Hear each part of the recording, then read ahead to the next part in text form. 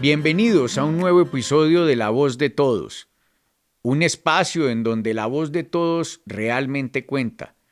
Hoy estamos con una gloria de nuestras fuerzas militares, con un hombre que ha puesto su vida al servicio y sobre todo ha sacrificado muchas horas familiares. Además de eso, ha sacrificado su propia vida por nuestra seguridad. Bienvenido, mi general Murillo. Pipe, gracias por ese saludo tan generoso, un saludo muy especial a todos los seguidores de La Voz de Todos y de verdad que es un placer estar conversando hoy contigo. El placer es nuestro, mi general. Pues mi general, yo la verdad estoy muy contento de estar hoy contigo.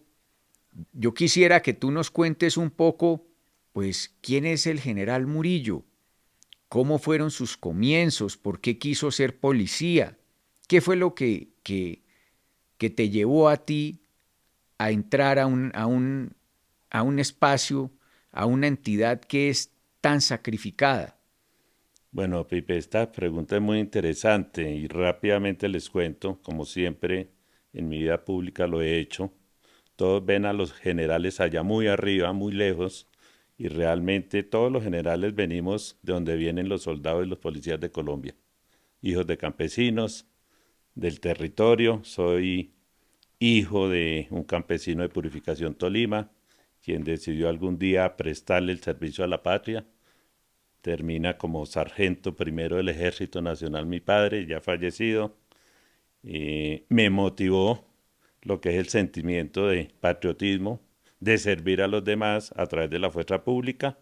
No fui de nuestras fuerzas militares, pero por destinos de Dios ingresé a la Policía Nacional en el año 89. De ahí le digo que desde los 7 años, el día que mi padre entregó el uniforme y le hicieron una ceremonia para despedirlo, dije tengo que sentarme donde están esos señores y señalé dónde estaban los generales.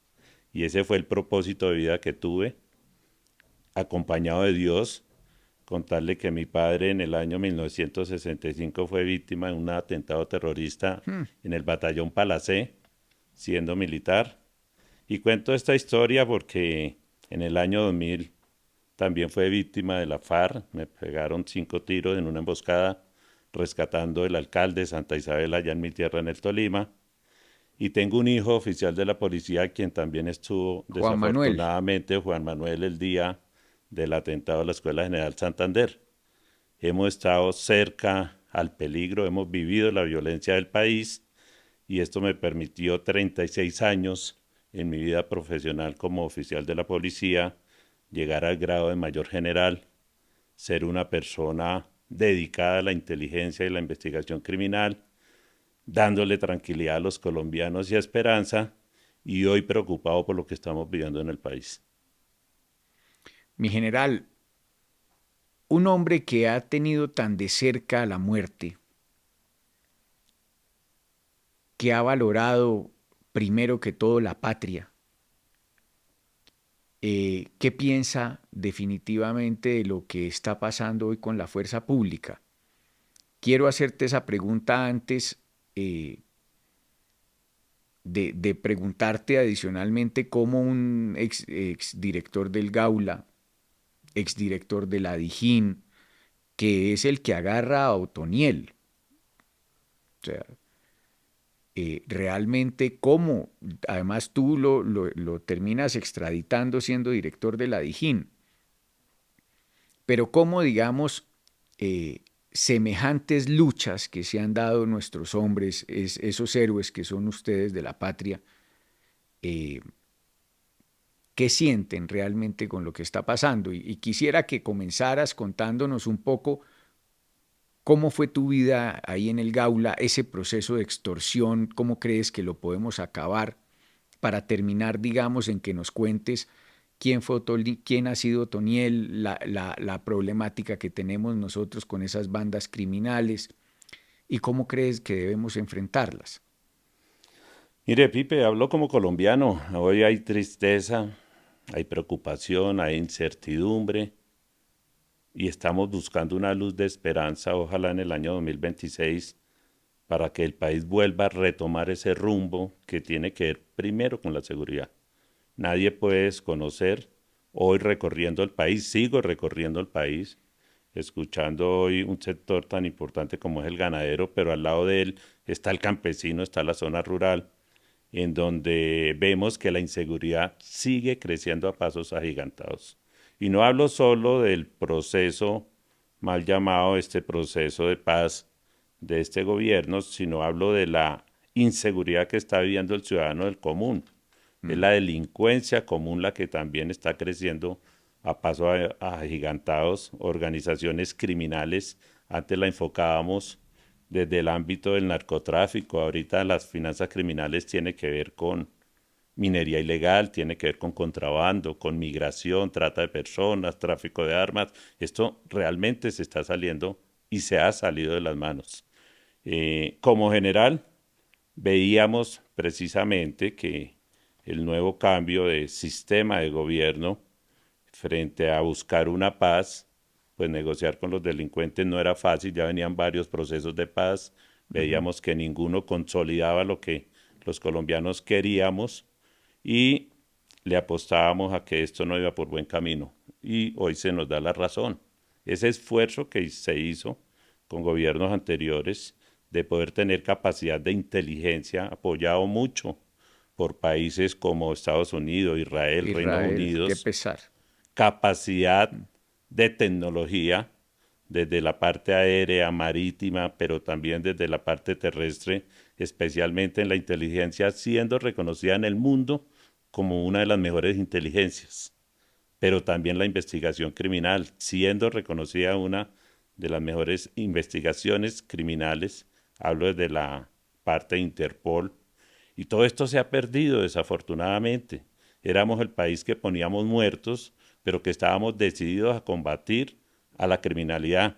Hoy todo cambió, escenarios donde ya empezamos a vivir la violencia política eh, para las elecciones del 2026 con el hecho desafortunado de Miguel Uribe, donde ya todos los candidatos tienen que volver a esa época de llenarse de blindaje, de llenarse de cuerpos de seguridad, de no poder hacer su actividad política como ya lo habíamos hecho tranquilamente en lo público. Todo esto, un escenario muy preocupante para el país, motivado en las malas decisiones de gobierno, lo puedo decir claramente, y en la paz total que no nos va a llevar realmente a lo que esperábamos. Hoy, ¿qué queremos? A partir de esa experiencia que ha tenido el país en combatir el crimen y hoy el crimen transnacional, hay que volver a recuperar, pero esto se hace con capacidades en recurso humano, que acá lo más importante es la experiencia del conocimiento, que también lo ha perdido el país. Esto se da es con dinero, con presupuesto, para fortalecer la tecnología. Hoy todo hace parte de la inteligencia artificial, de las capacidades tecnológicas de nuestra fuerza pública, con una justicia también contundente hacia el crimen, no negociando, no pagándole a los delincuentes, no generando estos gestores de paz.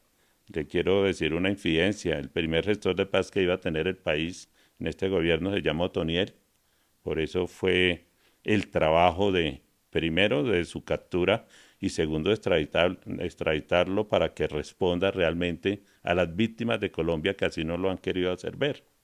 Y es lo que hoy nos está pasando en Ecuador con Fito. Fito tiene que ir a Estados Unidos si los ecuatorianos quieren realmente que se haga justicia. Nuestras justicias en Latinoamérica son débiles, desafortunadamente, y por eso ese apoyo internacional es importante.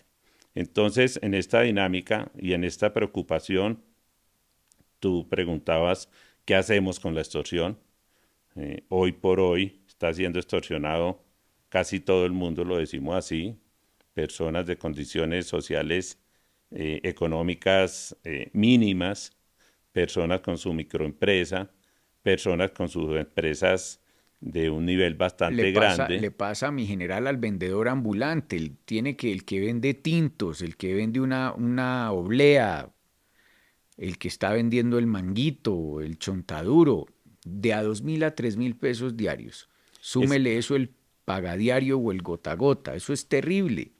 Estos son fenómenos de criminalidad que parten de la informalidad y terminan en la ilegalidad, donde ya hay un control, Pipe, de crimen organizado. Y es lo que he podido manejar en varios escenarios. Ese delincuente que roba un celular en la calle ya hace parte de una estructura criminal. No es como anteriormente que el ladrón se robaba una cartera o se robaba una billetera, iba y vendía lo que podía, las joyas y demás, pero no tenía una dependencia de una organización criminal.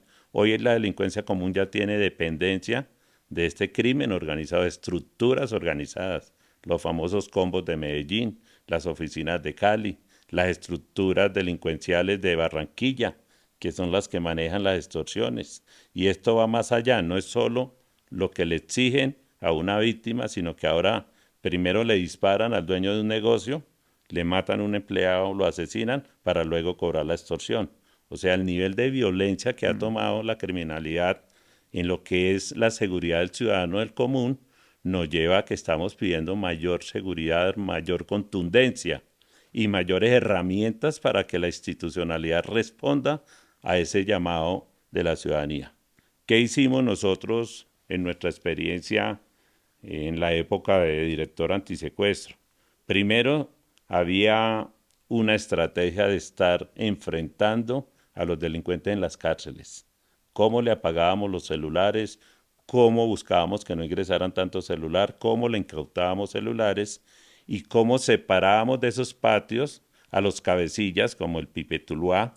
Me acuerdo mucho, nosotros hicimos la captura, este delincuente que ha tenido a Tuluá y al Valle, realmente atemorizado y al IMPEC, lo mismo los Borré allá en Barranquilla, los costeños, los Papalópez, todos estos delincuentes que ya están capturados, pero que siguen extorsionando desde las cárceles. Y lo hace el ELN y lo hace la disidencia de la FARC. ¿Y cómo piensas tú que podemos nosotros quitarles eso? Yo he venido diciendo que necesitaríamos unas cárceles, eh, puede ser como las de Bukele, El porque Salvador, que adicionalmente pues estén en sitios alejados para que no tengan la capacidad de entrar teléfonos ni que estén en el centro de la ciudad para que estén extorsionando desde ahí.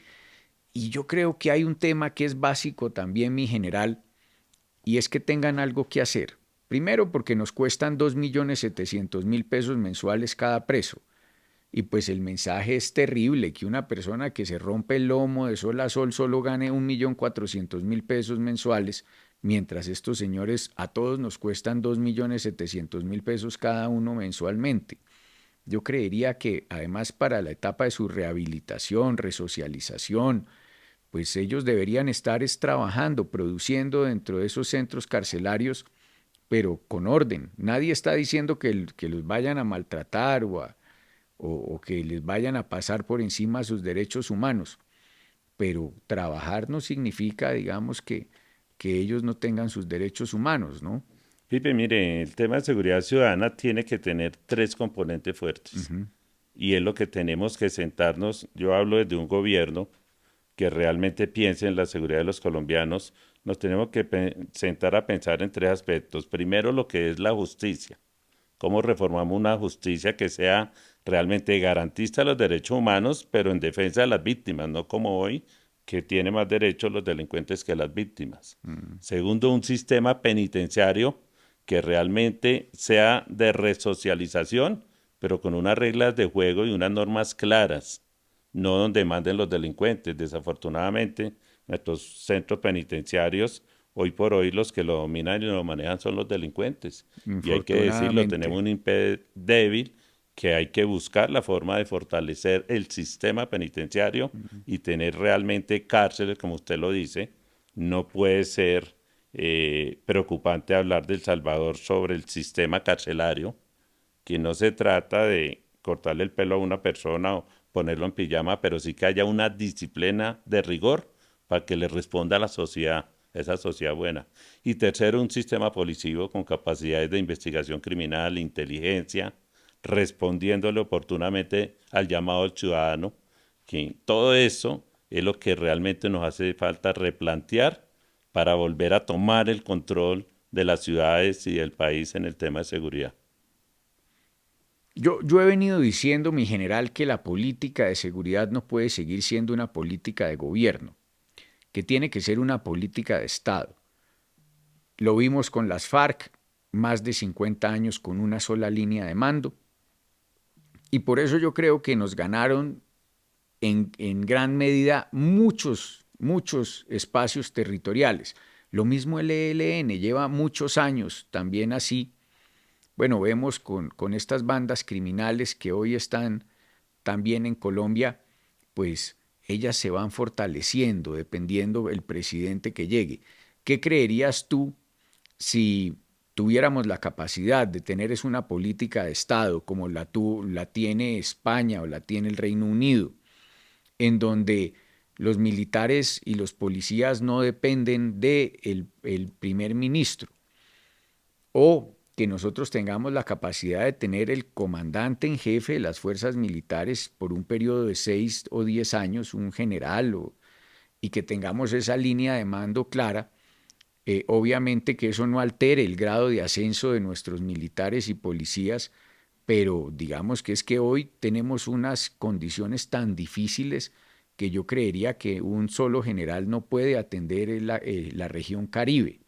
Yo creería que además en las regiones nos va a tocar hacer un esfuerzo muy grande para buscar cómo poner los mejores generales que puedan además ustedes volver, como son esa reserva activa de nuestra fuerza pública, a tomar unas decisiones ya si no quieren entrar de frente a la institución de nuevo, por lo menos que puedan asesorar con su experiencia, su experticia, muchas de las tareas que se van a tener que hacer para retomar o recuperar este país a 2026. Yo creo que ahí es en donde necesitamos pues llamarlos, darles seguridad jurídica también a los militares y policías, porque me duele, yo soy soldado del sexto contingente del 97, tú sabes que soy profesional de la reserva en grado mayor de la policía, somos cursos, además los dos Sidenal 2016, pero a mí me duele ver que muchos de las personas, de los oficiales, suboficiales, del ejército, de la policía, hoy tienen muchos problemas jurídicos precisamente por el cumplimiento de su deber. Y son largos procesos en los cuales además tienen que gastar mucho dinero que en esos salarios de la fuerza pública, pues que es tan escaso, se vuelve tan dificultoso. Pero yo quiero preguntarte, además de las cámaras y los drones que se tienen que tener, si tú creerías que sí deberíamos tener una política de Estado y no de gobierno. Mire, Pipe, sí, definitivamente que nuestro país llegó a que nuestra fuerza pública, desafortunadamente, quedó involucrada en el tema político e ideológico. Y yo creo que la seguridad de cualquier país no se puede ver inmersa su fuerza pública en ese tema de lo político y lo ideológico. Es al servicio de todos los colombianos. Una fuerza pública que no es un trabajo, es una forma de vida que lo construye a partir de un proceso de incorporación de cualquier soldado y policía, donde el sueño de cualquier funcionario es servirle al país. Y eso no tiene que ver con sueldos, eso no tiene que ver sino con una motivación que se sienta desde un gobierno y desde una comunidad que quiera su fuerza pública. Quiero referenciar que esta semana hicimos un homenaje del sector ganadero en la feria a esos héroes que han caído en actos violentos. Y pues tuvimos la presencia del ministro de la Defensa y la parte de la cúpula militar y de policía. Y hoy invito a todos los colombianos y a todos los empresarios y a todos los actos públicos que siempre después del himno nacional pongamos el minuto de silencio y recordemos a esos héroes. Uh -huh. Eso motivaría mucho a ese servidor público que quiere servirle al país. Esto no es de sueldos. Y de ahí ese amor del ciudadano hacia su fuerza pública tiene que estar respaldada precisamente en lo que tú dices, en el apoyo cuando él está actuando. Tú, cuando miras un procedimiento de policía, la gente ni siquiera pregunta qué está pasando y más que defender la institucionalidad termina defendiendo al delincuente o termina defendiendo al que capturamos, y es lo que está pasando en el Es, Cauca y en los territorios. es impresionante ver cuando hay un ladrón en la calle que dicen, cójanlo, cójanlo, cójanlo, cójanlo, y cuando lo cogen después dicen, oiga, pobrecito, suéltenlo, Empiezan suéltenlo. es a atacar a la policía, a la fuerza pública, y lo estamos viendo con los secuestros de nuestros militares allá en territorio en el Cauca, la población, decimos, instrumentalizada, pero también mucha población dejándose llevar por sus líderes comunales, motivando el irrespeto a la autoridad de la fuerza pública. Eso hay que retomarlo. Acá, si el ciudadano apoya su fuerza pública y entre todos enfrentamos la criminalidad, pues lo que estamos buscando es que realmente nos sintamos todos seguros. Pero hoy tiene más capacidad de control territorial los bandidos que la misma fuerza pública en muchos sectores del país, y eso hay que retomarlo y hay que recuperarlo. A partir de eso, también hay que decirle, hay una estructura de Estado importante. El Ministerio de la Defensa es muy importante. Somos uno de los pocos países que tenemos la Policía Nacional adscrita al Ministerio de Defensa. Una parte y un sector político lo critica. No, esa es la única forma que tenemos en un país tan violento, con tanta delincuencia, para trabajar articuladamente su policía y sus fuerzas militares, que hoy nos decimos somos hermanos. Y las estrategias de integración a partir de la inteligencia, a partir de ese relacionamiento conjunto, es que le ha dado los mejores resultados a este país, para capturar cabecillas, para desarticular organizaciones. Eso no se puede perder. Se necesita un liderazgo político, pero que permita que las decisiones operacionales de investigación, de inteligencia y de operaciones, pues no estén en las decisiones políticas, sino realmente en las decisiones legales de la Constitución, que es defender al país, perseguir el crimen, capturar estos bandidos. Y todo esto debe estar respaldado por el comandante y jefe, que es el presidente de la República. Pero hoy estamos viendo que el comandante y jefe de la fuerza pública está es para parar, para no dejar trabajar, para legitimar la misma fuerza pública, porque lo hemos visto en los discursos, y eso es lo que nos está haciendo daño. Entonces sí es importante que esto no dependa de un gobierno, sino dependa de una política de Estado, con una formación de un general que es lo estratégico en visión a lo que está viviendo el mundo. Porque nos queremos alejar de una pronta guerra cuando ya vemos Venezuela cómo lo están relacionando con países como Irán, como Rusia? Entonces no podemos ser ciegos a la geopolítica y al escenario que está viviendo el mundo. Nos tiene que Y, preocupar eso. y eso que tú dices es muy importante porque aquí en Colombia también tenemos presencia de grupos terroristas internacionales que vienen acá y se camuflan, vienen aquí a esconderse y a alimentar también ese terrorismo internacional. Lo estamos viendo con Venezuela, nuestro país hermano, que desafortunadamente perdió ese norte y que hoy por hoy demanda de una presencia internacional, porque también se está referenciando ya a Venezuela, no solo con lo que está pasando internamente, sino los alcances que está teniendo internacionalmente. Y no es desconocido ese apoyo que se le ha dado a países como Rusia, como Irán, especialmente en temas ahora que hablan de fábrica de drones y todo, prácticamente que estamos durmiendo con una amenaza y con un riesgo bastante grande, que si usted pregunta hoy cómo nos podemos defender, pues no tenemos cómo defendernos ni siquiera con la inteligencia para prevenir o anticiparnos a cualquier situación. Todo esto está enmarcado en que la delincuencia común hace de lo suyo, el crimen organizado está moviendo mucho dinero y realmente los gobiernos están mirando hacia un ala de la izquierda o la derecha, olvidándose que lo más importante es el ciudadano del común. Ahí es donde estamos viendo un riesgo, una amenaza grande en las decisiones que hoy se están tomando. Pues mi general, muchas gracias de verdad por esta apreciación. Es muy importante que la gente conozca de verdad de la voz de un héroe de la patria, pues efectivamente lo delicada de la situación que vivimos hoy. Yo veo con preocupación que en el Valle del Cauca bombardeen con drones, en el Cauca, en el Catatumbo, lo propio en algunos municipios del Tolima.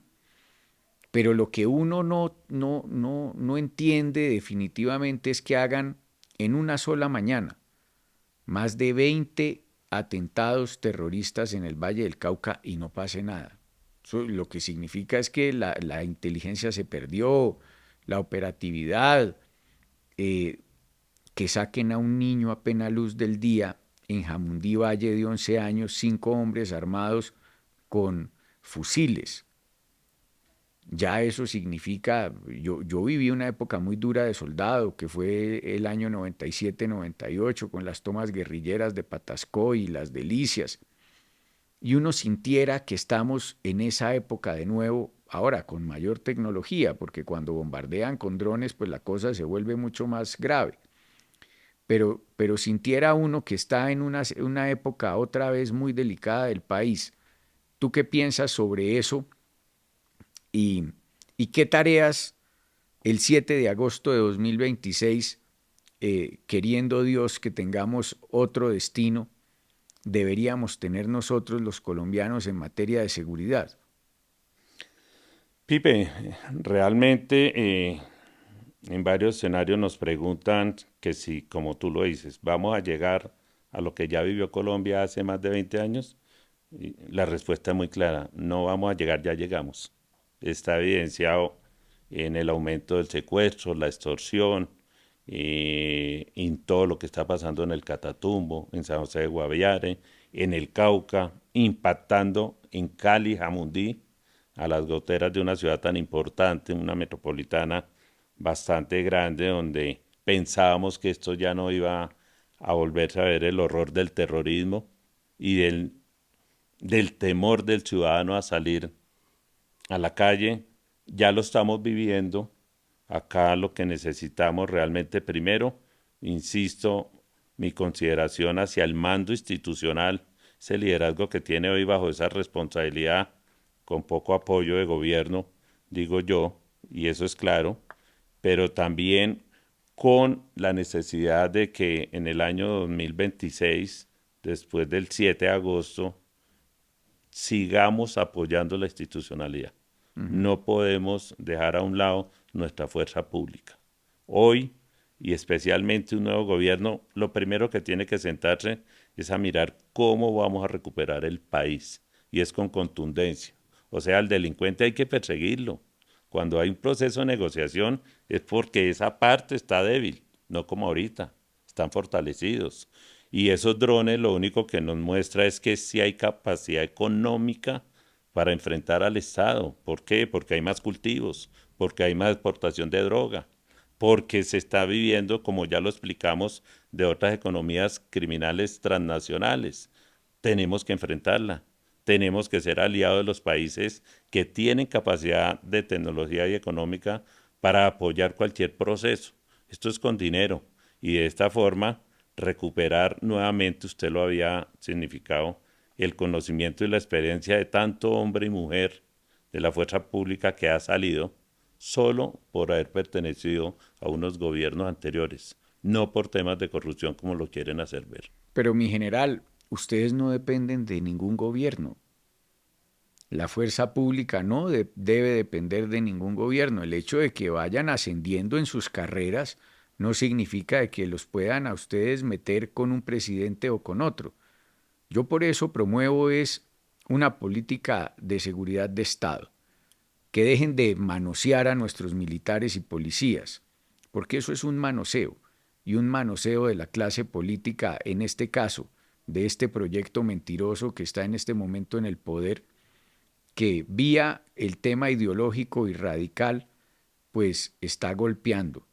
Es a hombres que llevan más de 30 años en la fuerza y que los terminan mandando hacia sus casas solamente porque han estado durante ese tiempo a cargo de muchas responsabilidades que han sido de otros gobiernos.